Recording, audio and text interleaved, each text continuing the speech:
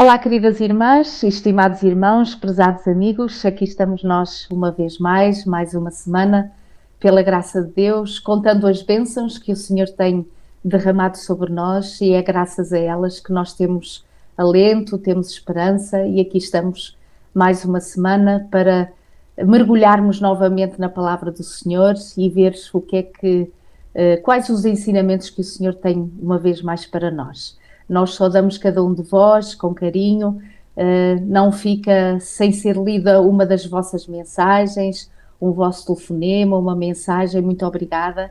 Continuamos em oração por cada um de vós, por aqueles que vão pedindo as súplicas, as intercessões, e aqui estamos, na graça do Senhor, para continuarmos juntos esta caminhada até à Terra Prometida. Aqui estou uma vez mais com o meu querido marido, para este ministério pessoal que colocamos no nosso coração e que agradecemos a Deus por participar nele. Então vamos iniciar com uma oração e eu vou fazê-lo para começar. Querido Deus e nosso amado Pai, muito obrigada, Senhor, por mais uma bênção que Tu nos dás de estarmos juntos, Senhor, unidos na Tua Palavra, buscando ensinamentos que são Teus, para que enquanto estamos na vida do lado de cá, sintamos, Senhor, a Tua presença e a Tua companhia a cada instante na nossa vida. Amém. Obrigada, Senhor, por esta palavra, por sermos conhecedores dela, por o Teu Santo Espírito colocar dentro de nós o desejo de a conhecer cada vez mais. E, Senhor, pedimos também essa bênção do Espírito para agora entre mim e o meu marido, Senhor, podermos refletir sobre esta palavra e ela poder ir ao encontro das nossas necessidades e também das necessidades dos queridos que estão connosco, que nos sintonizam e que também Te procuram, Senhor. Fica connosco nesta hora, que a Tua graça nos assista, que a promessa da sabedoria que vem do alto seja uma realidade neste momento presente. Amém, e que sintamos, Senhor, verdadeiramente gratidão por conhecermos esta palavra que é Tua. Amém. Fica connosco, Senhor, pedimos tudo isto e agradecemos. Em nome de Jesus. Amém. Amém. Muito bem, mais uma lição pela graça de Deus e não sei o que possas sentir, marido. Esta lição tocou um dos versículos que eu mais gosto e que aprecio na Bíblia, que é este exatamente de Zacarias, que são os prisioneiros ou os presos de esperança. É interessante o título que é dado à lição desta semana, Herdeiros de Promessas. Muitas das vezes nós, quando falamos em heranças, não é? Falamos daquelas, sobretudo as físicas, não é? Pessoas que aguardam receber uma herança, seja de dinheiro, seja de propriedades, ou de bens, o que seja. E o Senhor aqui nesta semana nós temos o privilégio e a alegria de recordar estas promessas de Deus em relação ao povo de então, não é? Portanto, na altura que nós estamos a estudar aqui, do tempo de Josué, mas particularmente nós também neste momento presente sermos herdeiros dessas promessas, não de terras físicas agora literais aqui, mas de uma terra celestial que em breve nós teremos acesso a ela. Então, esta herança, não é? Termos do nosso Pai Celeste esta herança orientada para nós, realmente é uma grande bênção. E agora repara, marido, herdeiros dessas promessas que somos pela sua graça, e depois muitos outros que são escravos e prisioneiros de tantas outras coisas, que os deixam realmente escravizados neste mundo, seja de vícios, seja de coisas, seja de temperamentos maus, aprisionados na sua própria personalidade, com tendências e defeitos de caráter, que não sabem onde poder resolver esses assuntos.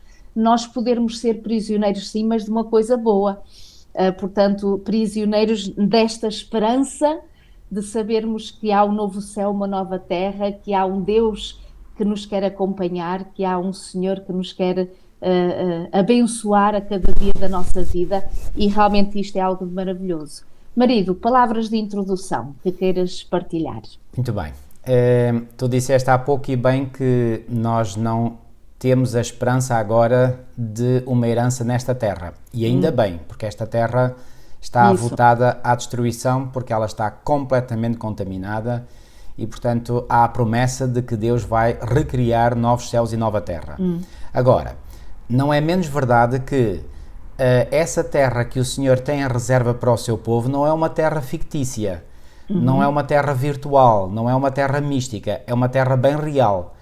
E a maior lição que eu retiro da lição desta semana é esta: assim como a terra que outrora Deus prometeu ao seu povo de Israel dar-lhes, e não era uma terra fictícia, era uma terra bem real, ok?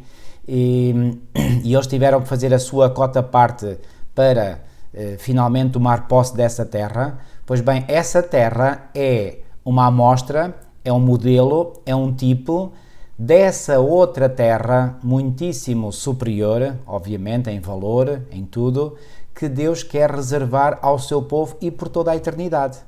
Então, não é algo fictício, não é algo idealista, não é algo virtual, digamos assim. Hoje está muito em voga este termo virtual. Não, é algo bem concreto.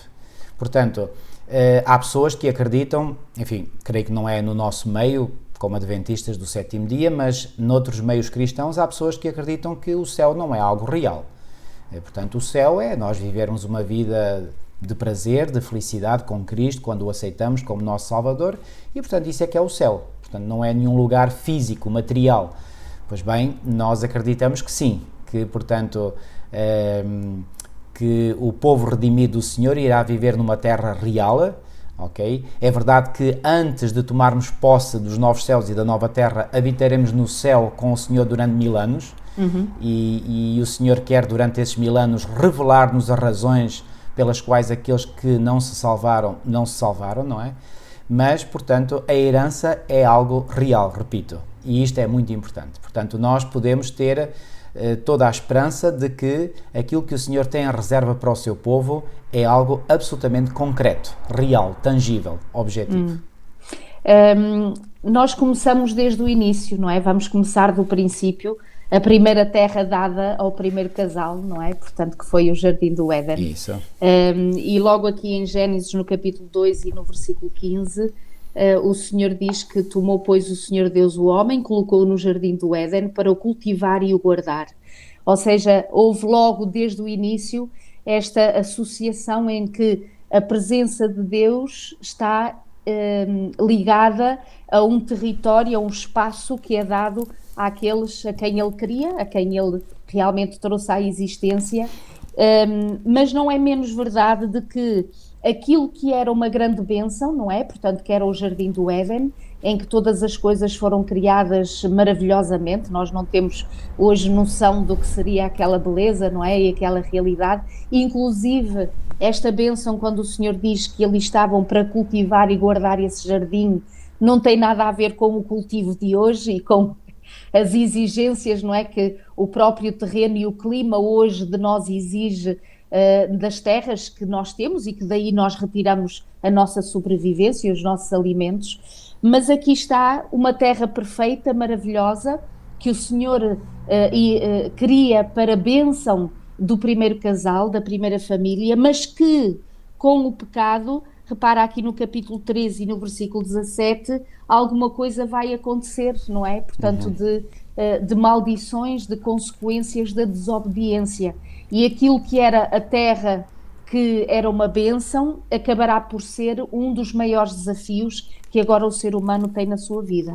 Aqui no capítulo 17, repara de forma muito rápida, visto que atendeste à voz da tua mulher, portanto disse o Senhor a Adão, comeste a árvore que eu te ordenara, não comesses, maldita então a terra, por causa, em fadigas obterás dela o sustento durante os dias da tua vida. Ela vai produzir cardos, abrolhos, e tu comerás da erva do campo.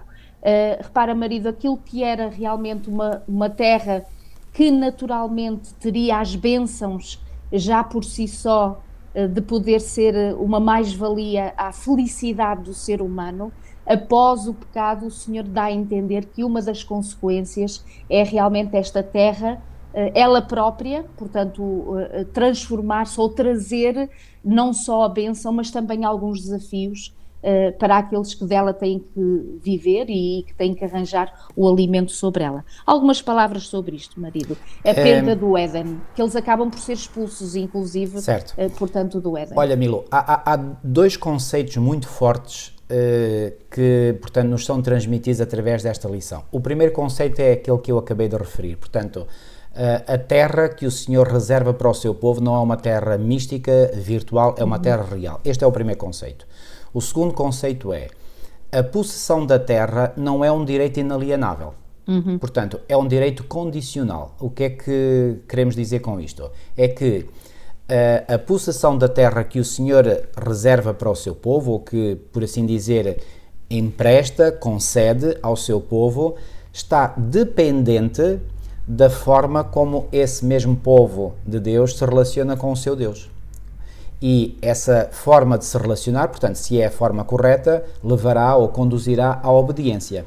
Então, o povo de Deus pode permanecer na terra enquanto permanece fiel e leal ao concerto ou à aliança com Deus. Reparem logo no início, e o autor faz muito bem, tem começado esta lição, logo aqui na lição do domingo, com a comparação entre o Éden e Canaã. Assim como o Éden estava reservado aos nossos primeiros pais sob a condição de obediência, repito, sob a condição de obediência, e nós sabemos que realmente quando eles desobedeceram a Deus, o que é que lhes aconteceu? Foram expulsos. Da mesma terra, a posse da terra de Canaã era uma posse sob a condição de obediência. E nós sabemos que, porque o povo foi infiel, acabou por ser expulso da terra. E foi expulso como? Bom, as tribos do norte, ou o reino do norte, que tinha a sua capital em Samaria, foram conquistados pelo Império Assírio, portanto, e perderam a sua existência no ano 722 a.C. e finalmente as duas tribos e meia que compunham o Reino do Sul, com capital em Jerusalém, foram derrotados pelo Império Babilónico totalmente e a sua cidade destruída, o templo destruído, no ano 586 a.C. Assim como a nova terra, ou os novos céus e a nova terra, estão reservados para o povo de Deus sob condição de quê? Sob condição de obediência. Só que agora, digamos, é um pouco ao inverso, ou seja, Deus tinha dado inicialmente aos nossos primeiros pais a posse da terra e porque eles não obedeceram foram expulsos. Agora, o povo de Deus tem que se provar ser obediente para poderem herdar a terra. E reparem, só vou dar aqui portanto, uma comparação muito simples. Pensem nisto, queridos. Se os nossos primeiros pais foram expulsos do paraíso por terem desobedecido a Deus, vocês acham que hoje nós reganharemos o paraíso de Deus estando a viver em desobediência a Deus? Isto não faria sentido absolutamente nenhum. Então, Deus está a provar-nos hoje, Ele está a moldar um povo para que lhe possa ser fiel, para que possa ter um relacionamento tal com Ele que daí resulte uma obediência natural, e quando eu digo natural, atenção, não é produzida por nós próprios, mas pelo Espírito Santo em nós, e esse Espírito Santo tem legitimidade para agir em nós quando nós o buscamos. Então, Deus quer hoje desenvolver um povo que crie um caráter à semelhança do seu, para assim poder garantir que será um povo que obedecerá e, portanto, assim possa tomar posse e posse eterna da terra que o Senhor lhe reserva. Estão a entender? Portanto, ao longo da história, Deus nunca mudou as cláusulas, digamos, da sua aliança. Têm sido sempre as mesmas. Repito, as duas grandes noções. Poderíamos não dizer mais nada e estaria tudo dito com estes dois conceitos. Primeiro, a terra que o Senhor reserva para o seu povo é uma terra real, concreta, física, ok? Tangível, objetiva. Segundo, a posse dessa terra está dependente da obediência, da lealdade do seu povo ao seu Deus. Durante toda a Escritura nós vemos esta vontade, exatamente como disseste, de Deus poder abençoar o seu povo através de um território, não é? Portanto, literal, de uma terra, e nós vemos isso ao longo de todo o Antigo Testamento, quando aqui na lição de domingo nos faz recordar todas as promessas que o Senhor deu a Abraão, Isaque e Jacó, não é? No sentido de lhes dar e dar a entender, portanto, que toda a terra, aliás, a Abraão, ele diz, toda a terra que tu vês a ti darei e à tua descendência, não é? Portanto, havia esta promessa mesmo literal da terra. a Isaac eu serei contigo, e a Jacó, a terra que estás deitado te darei, não é? Portanto, quando foi aquela experiência de Jacó e, portanto, daquela visão que ele teve. Achei, no entanto, muito interessante, marido, quando aqui neste versículo do livro de Hebreus, no capítulo 6, quando aqui está a falar sobre a imutabilidade da promessa de Deus, e no capítulo 6 de Hebreus, aqui no versículo 15, o Senhor diz assim: e assim, depois de esperar com paciência, obteve Abraão a promessa. Depois de esperar com paciência. E marido, não é diferente hoje, porque Nada. realmente vai ser requerido de nós essa perseverança e esta paciência, até nós adquirirmos a terra prometida, a celestial, como tu disseste muito bem, que é algo físico, algo de real. Enquanto estamos nesta caminhada, nós sentimos mais do que nunca os cardos e os abrolhos, não é?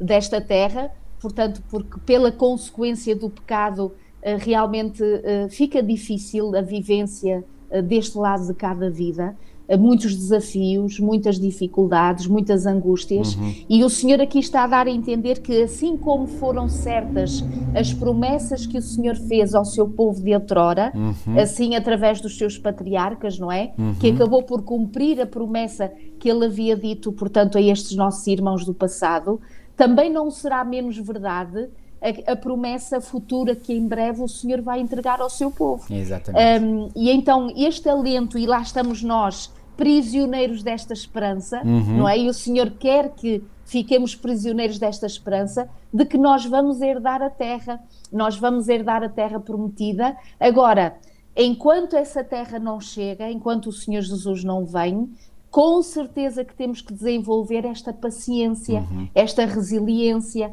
assim como Abraão teve que esperar até ver a promessa, não é?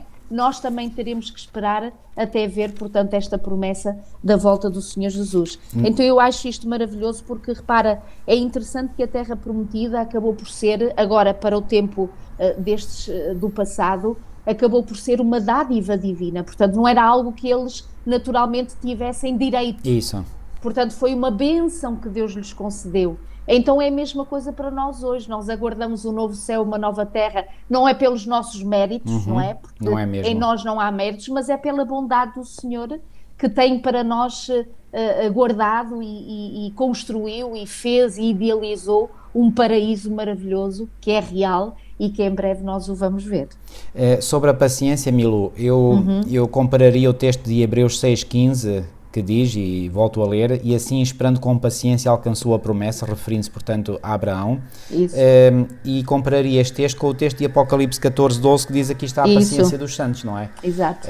Portanto, assim como Abraão desenvolveu no passado um caráter à semelhança do Deus a quem ele se ligou por um concerto, por uma aliança, e ao ligar-se a esse Deus ele teve que ter paciência para que o caráter de Deus fosse reproduzido nele Abraão, também nós hoje em dia temos que ser pacientes, temos que cultivar a paciência para que Deus cultive em nós, digo bem, Deus cultive em nós esse seu caráter. Agora, Deus só pode fazer isso se nós o permitirmos e para isso nós temos que manter a nossa conexão diária, cotidiana com o Senhor, para que o trabalho dele em nós não seja interrompido. Estão a ver? Agora, é um trabalho que requer paciência. Porquê? Porque é um trabalho que não se faz assim com um estalar de dedos, não é? É um trabalho que demora o seu tempo, é um trabalho em que o Senhor tem que pôr muita coisa em ordem na nossa vida, muita mesmo, não é? Mas, se nós formos perseverantes ou pacientes, a perseverança é a paciência a longo prazo. Se formos perseverantes e pacientes e não perdermos a conexão com o Senhor, ok? E estou a usar aqui termos que hoje em dia nós percebemos bem, porque quando nós andamos com um telemóvel, não é? Se nós perdemos a conexão, aquele telemóvel não serve para nada. Então, nós precisamos de manter essa conexão com o céu e se essa conexão se mantiver sempre, Deus pode operar e quer operar em nós o querer e o efetuar segundo a sua boa vontade. E aí o nosso caráter será desenvolvido à sua imagem e semelhança e aí seremos capacitados para sermos herdeiros legítimos da terra real que o Senhor está a preparar para o seu povo.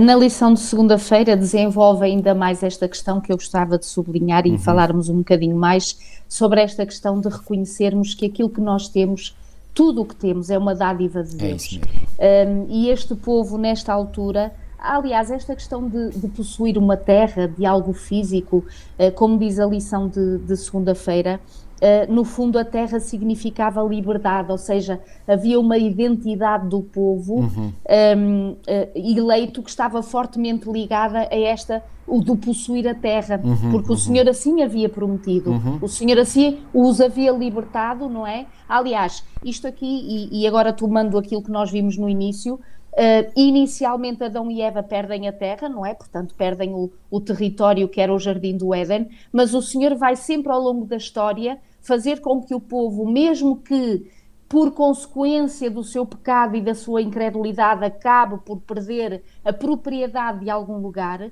o Senhor volta e meia vai trazer eles a outro lugar e ao mesmo lugar que ele sempre desejava que o povo tivesse. E porquê? Porque o termos alguma coisa que nós digamos ou que reconheçamos que Deus nos dá, sempre nos dá uma certa alegria, uma certa serenidade, a tal identidade de pertencermos àquele que doa todas as suas bênçãos para connosco. E então é muito interessante aqui, há vários versículos que nós lemos aqui na lição de segunda-feira, portanto, em que o Senhor dá exatamente a entender que descia ao Egito para fazer subir da terra, não é? Para ir para uma terra que emanava leite e mel, portanto, essa promessa. E ele dizia, oxalá vocês cumpram sempre os mandamentos para não vos vomitar da terra que eu vos quero dar, ou que eu vos acabei de dar, não é? E depois cumpri sempre os juízos, os estatutos para que vivais na terra que eu vos quero dar. Lá está, E lá era a está. condição. E isso mesmo, a sublinhar essa imagem e essa ideia que tu disseste, em que está profundamente ligada esta questão entre obediência e possuir a terra. Ou seja, é a tal condição. Se amarmos o Senhor, se seguirmos os seus estatutos e os seus juízos, então o Senhor também se agradará de naturalmente nos poder dar todas as bênçãos, inclusive um espaço, nesta altura seria, portanto, a terra de Canaã e para nós a terra futura, portanto, Milu, que é Canaã. se me permites, Celestial. há aqui dois Sim, textos aqui na lição de segunda que eu creio que, e estes eu gostaria mesmo de ler porque são Sim. significativos e que mostram, portanto, esta condicionalidade na posse da terra. O primeiro é Deuteronômio 4.1, quando diz assim, agora pois, ó Israel, ouve o quê? Os estatutos e os juízos que eu vos ensino, para os cumprirdes, Isso. para que vivais e entreis e possuais a terra que o Senhor Deus dos vossos pais vos dá. Ok? Então, qual era a condição para eles permanecerem na terra? Era a obediência. Depois, em sentido oposto, caso eles não obedecessem, nos versículos 25 e 26, lemos o seguinte, quando pois gerardes filhos e filhos de filhos, e vos envelhecerdes na terra, e vos corromperdes, portanto, no caso de não serem obedientes, vos corromperdes, e fizerdes alguma escultura, semelhança de alguma coisa, e fizerdes mal aos olhos do Senhor para o provocar à ira, hoje tomo por testemunhas contra vós o céu e a terra, que certamente perecereis depressa da terra, a qual passado o Jordão ides possuir. Não prolongareis os vossos dias nela, antes sereis de todo destruídos. Então, Deus tinha deixado muito, muito claro diante do povo que a posse da terra era garantida na condição da obediência. Caso eles desobedecessem, iriam ser corridos da terra. E assim aconteceu, infelizmente. Exato. Okay. É interessante o Salmo 24 e o versículo 1. Gosto muito desse texto. É muito bonito, porque realmente dá-nos a entender qual é o nosso lugar e, no fundo, o que é que nós devemos reconhecer. Aqui no Salmo 24:1 diz, ao Senhor pertence a terra e tudo o que nela se contém, o mundo e os que nele habitam. Isso. Ou seja, todas as bênçãos que nós temos, e nesta altura o povo teria que mais do que nunca reconhecer que o ser-lhe dado uma terra, a terra prometida de então, a Canaã terrestre, nada era deles, ou seja, eles não tinham aquilo por direito, eles tinham aquilo por bênção e por graça de Deus. Como diz aqui o autor, havia uma relação especial entre Deus, Israel e a terra. Israel recebeu a terra de Deus como uma dádiva, não como um direito inalienável. Isso.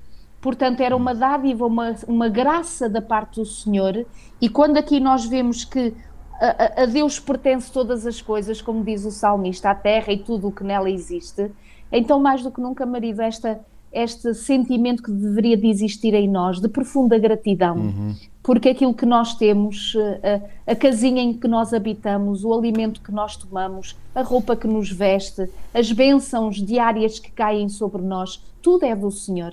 E nós somos povo do Senhor, caminhando para essa terra prometida, durante este caminho e esta peregrinação, são as bênçãos de Deus que nos sustêm, são as bênçãos de Deus que nos dão alento para esta terra prometida, real, que nos aguarda e que nos espera.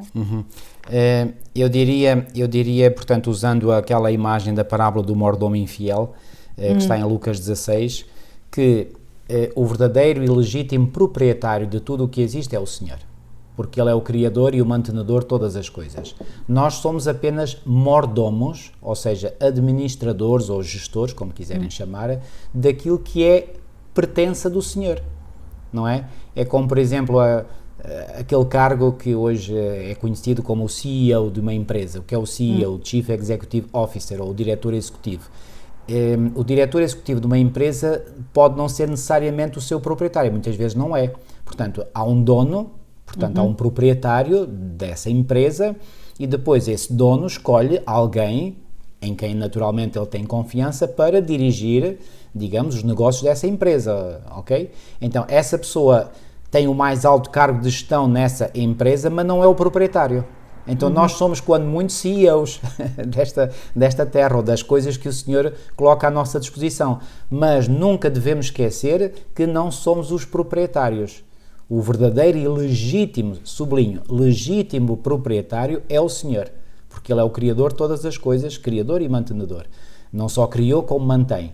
Então, Ele é o legítimo proprietário. Nós somos apenas gestores desses bens que pertencem ao Senhor. Isto nunca deveríamos esquecer isto, porque se nós nos lembrássemos disto, eu creio que não haveria nenhum lugar para a soberba, não é? Para a ganância, para querermos ter mais coisas, porque por muitas coisas que possamos ter, nada na realidade nos pertence.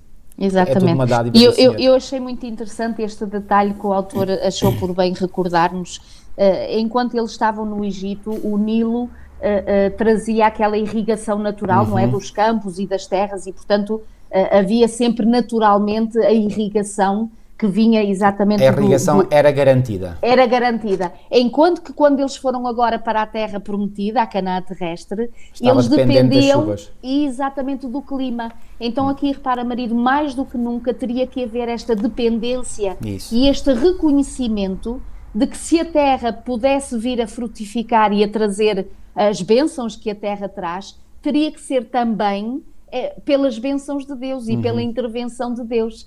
Então hoje em dia não é menos verdade isto, queridos. Tudo o que nós temos à nossa volta, mesmo aqueles amados irmãos que têm o seu quintal, não é? Que têm o seu sítio, não é? Como dizem os nossos irmãos brasileiros lá, a sua fazenda, todas as bênçãos que daí se retira, é sem dúvida consequência da bênção e da graça de Deus, que nós vamos aprendendo a depender de Deus, e é esta questão, ter uma vida de dependência de Deus para verdadeiramente reconhecermos que ou é Deus ou então a gente não tem como sobreviver sozinhos.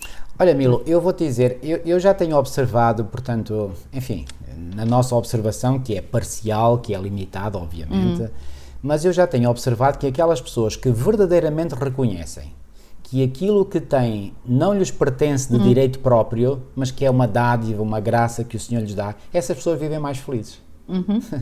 Vivem mais felizes porque, digamos, não estão presos às coisas, porque sabem que aquilo não é delas, é do Senhor. Então, se é do Senhor, nem tem que se preocupar, digamos, se aquilo deixa de lhes pertencer ou não, porque é do Senhor e, portanto, estando nas mãos do Senhor, está em boas mãos e, portanto, a pessoa vive uma vida mais tranquila, mais desprendida, não é? Claro, isso não quer dizer irresponsável. Não, nós como mordomos devemos ser responsáveis, devemos fazer a nossa parte para gerir com inteligência, com sabedoria, aquilo que o Senhor faz chegar até nós. Portanto, devemos ser responsáveis, ok? Mas, dentro desse critério da responsabilidade, não há lugar para uma ansiedade excessiva, porque sabemos que aquilo é do Senhor e o Senhor é o dono supremo e, portanto, Ele encarregar-se-á, portanto, de manter aquilo que é seu. Estão a ver? Portanto, eu faço a minha parte, sim senhor, com a ajuda dele, é verdade, mas estou tranquilo, é do Senhor, portanto, não ando receoso disto ou daquilo, porque isso pertence ao Senhor. As pessoas que verdadeiramente têm este conceito bem enraizado na sua mente, vivem tranquilas, vivem despreocupadas, ao passo que os outros vivem sempre com ansiedade, eu até diria com uma angústia, com medo que lhes roubem, que lhes tirem, etc. Fiquemos tranquilos, tudo pertence ao Senhor. E além disso, e este é um conceito que estudámos também na lição desta semana, o que é que nós somos nesta terra? Errantes e peregrinos. Exatamente. Estrangeiros e peregrinos nesta terra. Portanto, esta não é a verdadeira terra. Esta não é a melhor herança que o Senhor tem para nós. Portanto, há uma muito melhor e é para essa que nós devemos ter a nossa atenção virada. Estavas a falar e eu estava-me a lembrar daquela postura do apóstolo Paulo, e realmente isso é um dos maiores exemplos do que é viver na dependência de Deus e não da dependência das coisas. Quando ele disse: aprendi a viver, quer tenha muito, quer tenha pouco, quer tenha tudo, quer tenha nada, estou bem, estou Claro. bem porque estou com o Senhor. E esta forma de estar na vida realmente retira aquilo que a sociedade impinge, não é, no ser humano, que faz que o ser humano acredite que ter isto ou aquilo, possuir isto ou aquilo, é para ser feliz que nós temos que ter isso e possuir aquilo. Quando a felicidade e a realização pessoal não tem nada a ver com as coisas, tem a ver com o nosso Criador. Isso. E quando nós reconhecemos de quem somos e que tudo aquilo que temos se deve ao nosso Criador e ao nosso Pai Celeste, realmente a gratidão explota no nosso coração e a serenidade também de sabermos que estamos nas mãos não daqueles patrões do mundo ou dos soberbos, da soberba do mundo, mas exatamente da bênção de Deus. E isto traz-nos uma alegria, uma serenidade excepcionais.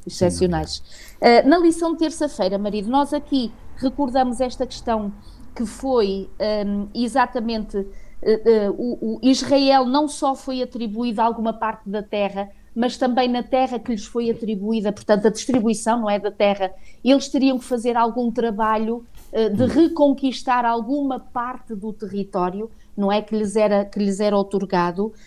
Aqui em Josué, nós não vamos ler porque do versículo 1 ao 7 tem exatamente estas divisões das terras todas pelas diferentes tribos, porque aqui Josué já era bastante idoso, o próprio Senhor Deus lhe fala e diz: já és muito velho, e o Senhor dá a entender que muitíssima terra ainda faltava por conquistar. Isso.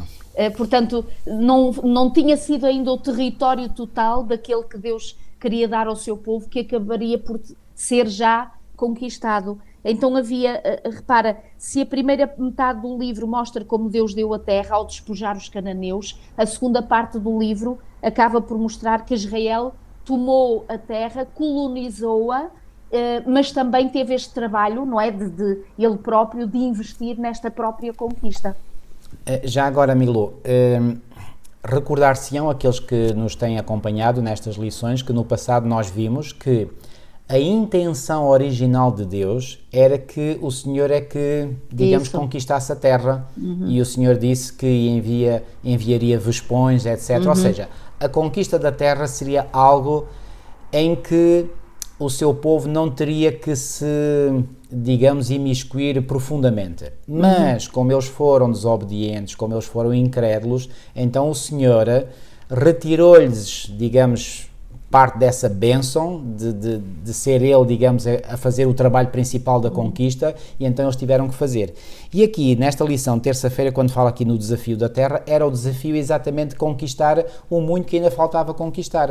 Porque aqui, e eu vou aqui mais uma vez referir o que tu já disseste, portanto, Josué já era velho, entrado em dias, e diz aqui, o Senhor, já estás velho, entrado em dias. Um pequenino parênteses, muito rapidamente, não posso deixar de passar isto.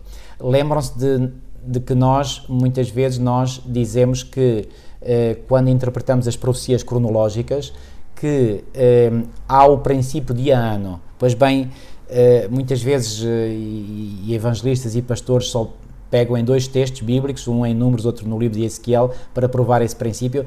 Há muitas e muitas passagens na palavra de Deus onde os anos estão sempre associados aos dias, e aqui é uma dessas passagens.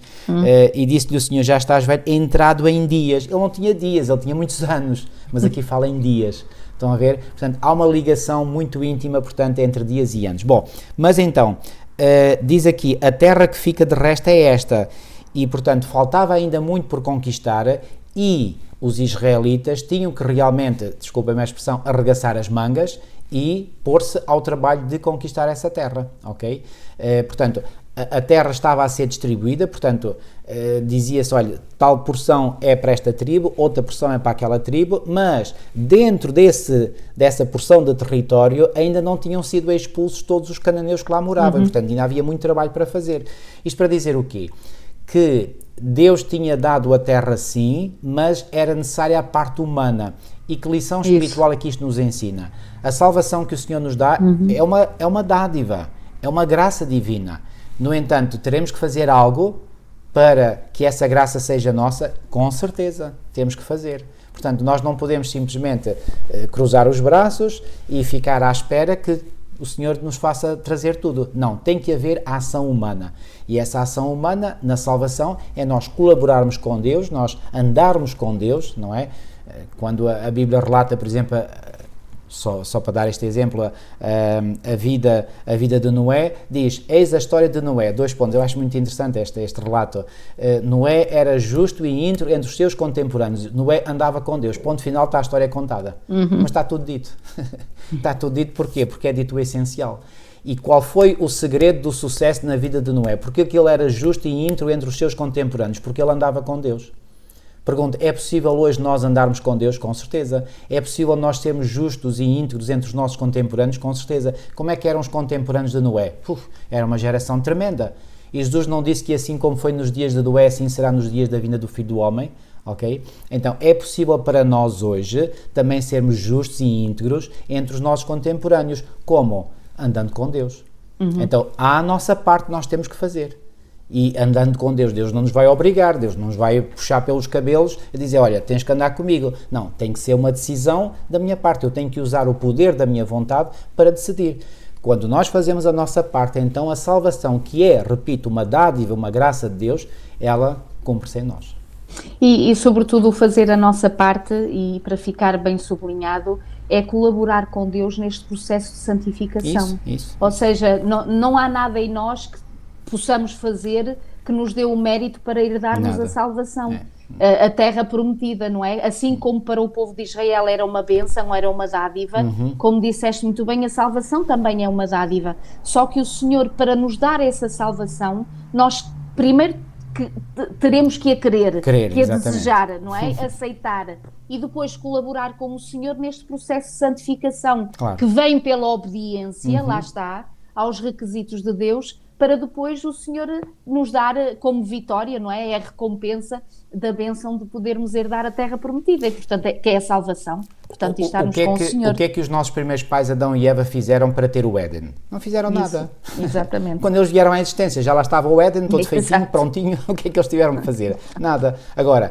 tinham que depois colaborar com o Senhor, tinham que andar com Ele, tinham que manter um relacionamento com Ele, tinham que lhe obedecer, com certeza, ok? E se o tivessem feito, nunca teriam sido expulsos do Éden. E não estaríamos hoje aqui na confusão e no marasmo em que nós nos encontramos. Exato. Ok. Podemos passar à lição de quarta? É isso, vamos para a lição de quarta-feira, que é um assunto muito bonito e muito interessante, e oxalá que nós, enquanto ainda estamos do lado de cá, também vivêssemos alguns dos princípios mesmo literais que o Senhor acabou por aplicar à própria terra, não é? À terra física. E aqui no Levítico 25, não é? Do versículo 1 a 5, se calhar poderemos ler, marido, estes versículos. Levítico 25, 1 a 5. Diz assim, falou mais o Senhor a Moisés no monte Sinai, dizendo, fala aos filhos de Israel e diz-lhes, quando tiveres entrado na terra que eu vos dou, então a terra guardará um sábado ao Senhor. E já agora, este sábado não era um dia, era um ano. Dia, ano. Estão a ver? Esta correlação existe muito na palavra de Deus. 6 anos semearás a tua terra, versículo 3. 6 anos podarás a tua vinha e colherás a sua novidade. Porém, ao 7º ano haverá sábado de descanso para a terra, um sábado ao Senhor. Não semearás o teu campo, nem podarás a tua vinha. O que nascer de si mesmo da tua cega não cegarás, e as uvas da tua vide não tratada não vindimarás. Ano de descanso será para a terra. Então, qual era o objetivo deste ano sabático? Isso. Era que a terra pudesse descansar. Um ano em cada 7 anos. Okay? Um ano em cada 7 anos a terra, portanto, deveria descansar. Eu já tenho pensado muitas vezes, eu não sou agricultor nem sou especialista nessa área, com grande pena minha, mas... Estás sempre a tempo, marido, estás sempre a tempo. Mas eu compreendo perfeitamente bem que esta filosofia que existe hoje de ano após ano, após ano, após ano, após ano, após ano, após ano, sem parar, a terra está sempre a ser cultivada, sempre... A terra, claro que a terra não tem consciência, não é? Mas se tivesse, é como se a terra dissesse: ei, por favor, dê-me algum tempo de descanso, não é? Portanto, a terra cansa-se. E Deus, que é o Criador e mantenedor de todas as coisas, Ele sabe que se a terra lhe for dado um período de descanso, isso é bom para a terra, porque depois, nos anos seguintes ao descanso, essa terra ainda produzirá melhor. Então, e mais, aquilo que aparentemente se perde nesse ano de não semear nada, vai ser ganho a longo prazo. Isto são princípios que só um Deus omnisciente e sábio poderia dar. E se nós, seres humanos, hoje seguíssemos estes princípios, quão mais bem-aventurados nós seríamos. Mas, claro, as pessoas não querem saber de Deus para nada, não querem saber dos seus conselhos, fazem à sua maneira e depois, claro, depois é preciso carregar a terra com adubos, é preciso carregar a terra com mais isto e com mais aquilo, e põe-se lá coisas que não pertencem à terra, tudo para produzir mais. Acaba a ser todo um processo artificial, quando o Senhor tinha dito: a terra, um ano em cada 7 vai descansar. E depois ainda havia outra coisa mais fabulosa, que era o jubileu. Exatamente.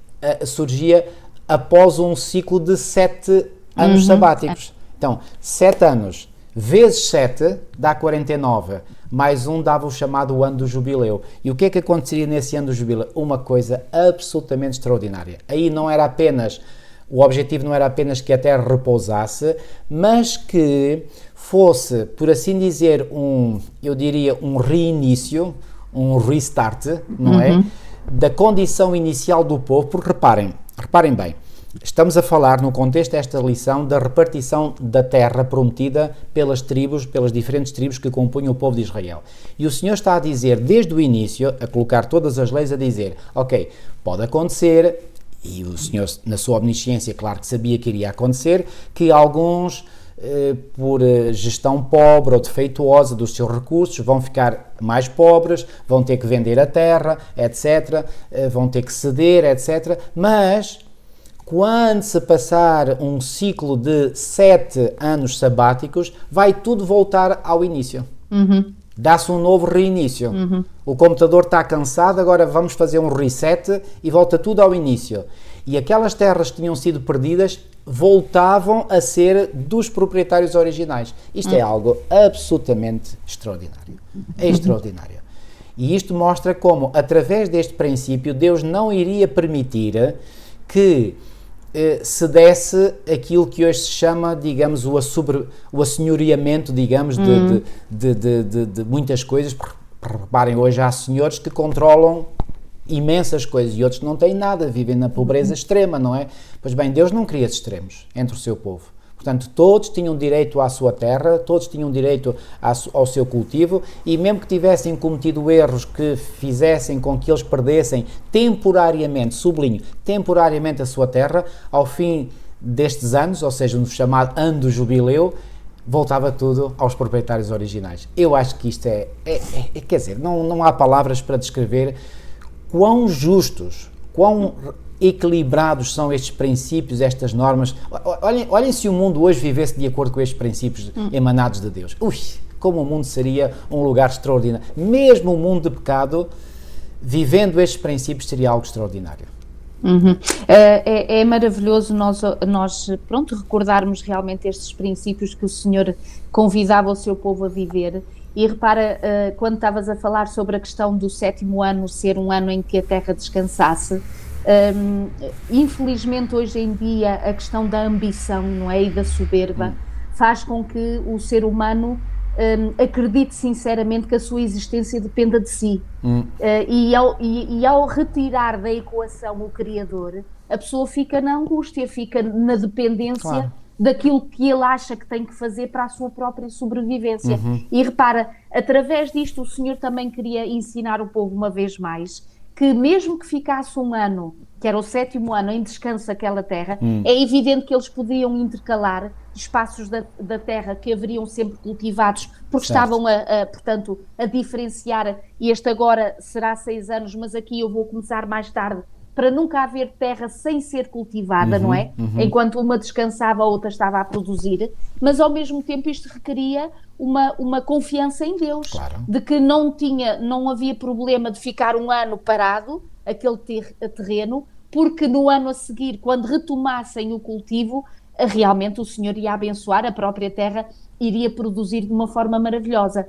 E esta questão mesmo do jubileu, como estavas a falar, para já sublinhar esta ideia, eles não podiam vender a terra, porque a terra não era deles, eles podiam arrendá-la, Isso. e era isso. aí que muitas das vezes muitos perdiam as suas propriedades pela má gestão, exatamente, pela falta de sabedoria ao fazerem estes arrendamentos e estes negócios. Mas o Senhor, repara, marido, como é um governo justo, desde já desta terra, em que o Senhor, não é, que é o rei de Israel, portanto que era o Deus de Israel, acaba por dizer que não quer ter nenhuma das suas famílias, dos seus filhos, pobre. Isso. Então esta generosidade é evidente da parte de Deus, que, como tu dizes, ao fim num jubileu, mesmo que houvesse uma família que entretanto havia perdido a sua terra, havia perdido a sua propriedade, era entregue como inicialmente, portanto recomeçavam todas as coisas como desde o início. E realmente não há palavras para perceber esta bondade, esta generosidade, no fundo esta justiça da Isso. parte de Deus, porque a justiça deste mundo não tem nada a ver com a justiça de Deus. Aqui é cada um por si e não se interessam dos outros e arrecadam cada vez mais para si, mas tendo como consequência a pobreza e a humilhação daquele que está do seu lado. E realmente nós temos muito a aprender com as regras e os princípios divinos. Já agora, se quiserem um texto que é claríssimo sobre esta ideia de que no ano do jubileu tudo voltava aos proprietários originais, Exato. esse texto é o do Levítico 25:13. Ok? Levítico 25:13. Diz assim: neste ano do jubileu tornareis cada um à sua possessão.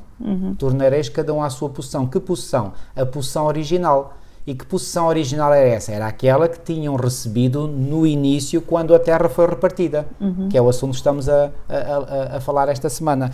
E depois, mais à frente, no versículo 17, aqui mostra qual era o objetivo supremo desta lei do jubileu. Ninguém, pois, oprima ao seu próximo, mas terás temor do teu Deus, porque eu sou o Senhor vosso Deus. Ninguém, pois, oprima ao seu próximo. Este era o objetivo. É que não houvesse alguns que, por se tornarem senhores latifundiários, não é, de grandes propriedades, acabassem depois por oprimir aqueles que não tinham nada, que é o que, infelizmente, tem sido a história deste mundo ao longo dos séculos e continua a ser. Portanto, não, cada um tinha a sua parcela de terreno, cada um tinha que ser responsável por cuidar da sua família, da sua tribo, do seu clã, etc. Portanto, e não era uns dominarem sobre outros, era todos mais ou menos viverem e de forma igualitária. Exato. Isto, no fundo, é um reflexo do Evangelho, porque Claro. o Evangelho também quer que nós nos consideremos todos iguais perante o mesmo Deus e somos irmãos uns dos outros. Exato. É isso. É mesmo isso que diz no fim da lição de quarta-feira. Em essência, este é o principal objetivo do Evangelho: eliminar a distinção entre ricos e pobres, patrões e empregados, privilegiados e desfavorecidos, colocando-nos a todos em pé de igualdade, reconhecendo a nossa total necessidade da graça de Deus. Claro. Portanto, aqui está, a igualdade para com todos, não é? E todos... Estamos todos dependentes do mesmo Deus? Exatamente, exatamente.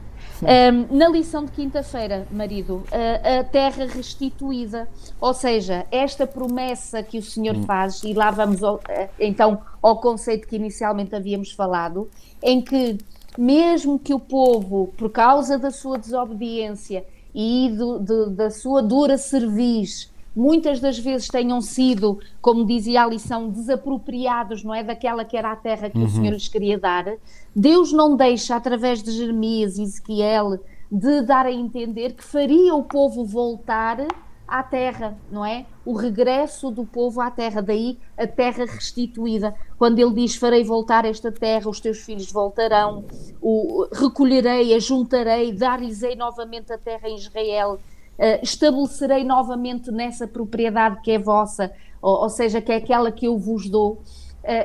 Lá estamos outra vez prisioneiros da esperança, de que embora nós tenhamos passado momentos difíceis e desafiadores, infelizmente não é por culpa nossa, porque fomos nós que deixamos Deus e deixamos de lhe obedecer e as consequências vieram, mas aqui está o Senhor a dizer que quando eles confessarem os seus pecados, quando reconhecerem que realmente o Senhor lhes quer bem, então o Senhor voltará a trazer este povo à terra prometida, à terra que ele havia idealizado para eles. Há pouco eu disse no início que, portanto, um dos conceitos fundamentais desta lição, o segundo que eu apresentei, é que a posse da terra estava condicionada à obediência do povo. E depois eu disse que o povo, porque desobedeceu, eles acabaram por ser desarraigados dessa terra que receberam, portanto, nesta distribuição de que estamos a falar no tempo de Josué e de Caleb, não é? E eles foram levados cativos para a Babilónia. No entanto, um remanescente, sublinho, um remanescente, ou seja, um resto daqueles que foram levados cativos para a Babilónia, arrependeram-se dos seus pecados, foram perdoados pelo Senhor, foram resgatados e voltaram, Deus os fez voltar de novo para a sua terra. E então aqui, por isso, daí este título da lição de quinta-feira, a terra restituída. Ou seja, puderam voltar a tomar posse da terra que tinha sido perdida anteriormente. Ora bem, isto é mais uma vez um tipo extraordinário que no contexto global nos ensina que Deus quer dar a terra restituída. Que terra? A terra que os nossos primeiros pais perderam. Exato. Os nossos primeiros pais, devido à desobediência, perderam a terra, o paraíso que Deus lhes tinha dado pela sua graça. Como eu disse há pouco, Adão e Eva não tiveram que fazer nada para receber essa graça do Senhor. Quando eles vieram à existência, estava ali o jardim do Éden, todo feitinho, todo preparadinho. É como aquele casal que se prepara para a vinda de um filho. Quando o filho nasce, está tudo prontinho para o receber. Ok? Então Deus preparou tudo. O lar estava pronto, tudo em ordem. E eles apareceram, não tiveram que fazer nada, estava tudo ali. Uma graça, uma dádiva total, completa. Desobedeceram, foram expulsos. Mas o que é que o Senhor quer fazer? Ele quer restituir a terra. Quer restituir a terra a Adão e Eva, e nós sabemos que Adão e Eva irão receber de novo a terra porque se arrependeram, e todos aqueles que se arrependerem dos seus pecados, pois bem, serão herdeiros da terra. Por isso é que no Sermão da Montanha Jesus disse, bem-aventurados os mansos, porquê? Porque herdarão a terra. Esta terra que irá ser restituída na sua beleza e formosura originais. Isto é fantástico. É fantástico, e quando o mundo nos leva a sermos escravos e dependentes de qualquer outra ideia ou de qualquer outra coisa, o Senhor através, lá está, e vamos novamente ao nosso verso áureo, através de Zacarias, voltai à fortaleza. E que fortaleza é esta? Ó presos da esperança. E é isto, quando parece que não há mais alento ou não há mais por que seguir adiante, se nós formos prisioneiros desta esperança, que é sabermos que um dia, em breve, o Senhor Jesus nos restituirá a terra perdida, ou seja, o jardim do Éden, que após os 1000 anos, não é, em que passarmos com o Senhor Jesus no céu, onde aí haverá o tal juízo, não é, a constatação do porquê de estarmos ali e outros não ali estarem, então aí descerá a Nova Jerusalém, o próprio Éden vai voltar a ser colocado nesta terra, neste globo terrestre, agora já purificado, agora já transformado, não é? E então isto é uma grande bênção, é um alento extraordinário. E já agora, marido, eu gostava de ler esta citação que vem aqui na lição de sexta-feira.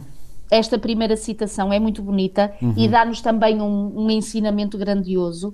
Diz assim, estaremos salvos eternamente quando entrarmos na cidade pelas portas. Então poderemos regozijar-nos por estarmos salvos, eternamente salvos. Mas até lá, precisamos de atender à injunção do apóstolo, do apóstolo Paulo aqui em Hebreus 4:1. Temamos, pois, que porventura deixada a promessa de entrar no seu repouso, pareça que algum de vós fique para trás. E agora repara o que ela diz aqui, que é muito interessante.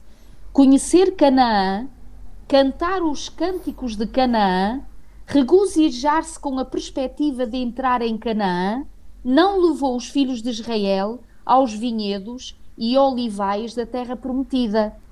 E eles só poderiam torná-la sua, na verdade, pela ocupação, pelo cumprimento das condições, pelo exercício da fé viva em Deus, pela apropriação das suas promessas para si mesmos.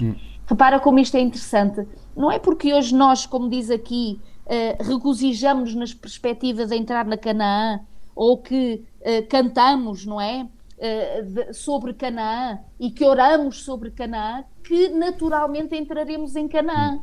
Portanto, isto não é, há uma condição.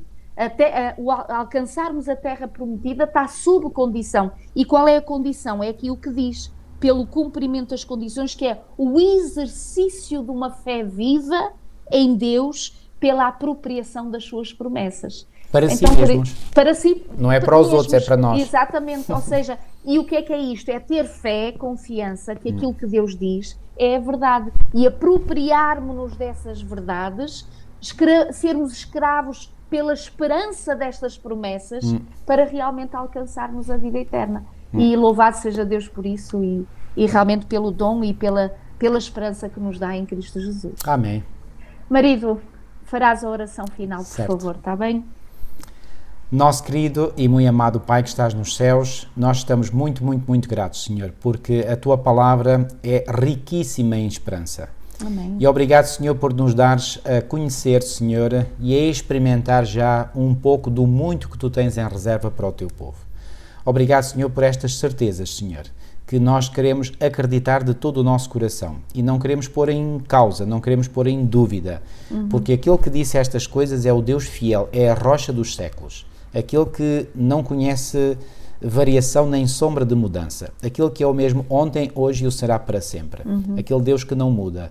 Ó Senhor, muito obrigado porque através da forma como Tu te relacionaste com o Teu povo no passado, nós podemos saber a forma como Tu te relacionas ainda hoje com o Teu povo. E a forma como sempre te relacionarás, porque, repito, em Ti nunca houve nem há qualquer mudança. Amém. Senhor, muito obrigado por nos dares a conhecer, através da Tua revelação, os Teus planos para nós.